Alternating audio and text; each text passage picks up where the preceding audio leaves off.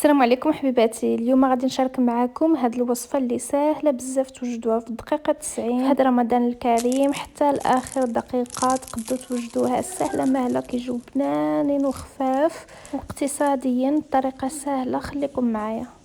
غادي نبداو نيشان في التحضير باش ما نطولش عليكم الفيديو. هنايا خديت واحد البصله وشلطتها وغادي نشحرها في شويه ديال الزيت بلديه ومع شويه ديال الملح على حسب الذوق. تشحرات لي البصله مزيان. دابا غادي نزيد السبانخ حتى هما غسلتهم بيان سور وشحرتهم بشويه ديال الزويته بلديه مع شويه ديال الملحه تهبطوا مزيان كما كتشوفوا.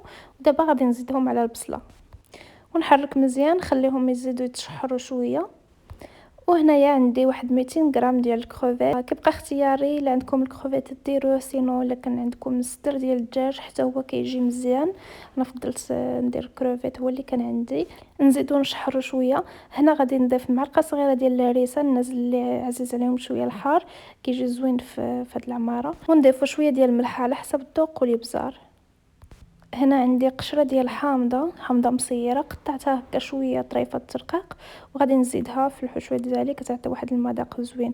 هنايا غادي نضيف شويه ديال الفرماج محكوك باش كتجي ديك التعليكه في وسط العماره. الناس هذه هي الحشوه ديالي من بعد ما بردات ندير الصبانغ والكروفيت. عندي انا هذا الورقه الملصوقه ديال تونس، يمكن لكم تستعملوا ديال القمره، تستعملوا اي ورقه عندكم. غنعطي في الجناب بحال هكا البنات. نتوما الشكل اللي بغيتو ديروه مبريوات، انا بغيت نديرهم هكا بحال الشكل ديال المسمن، يجيو زوينين.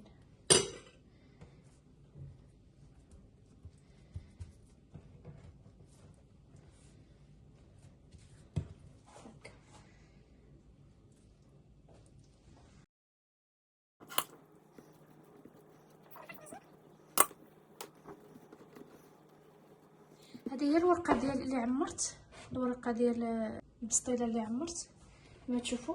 باكيت كيجي فيها 10 حبات وجاني هي هذيك تعمرات، جات مع الحشوه كلها 10 ديال الحبات عطاوني.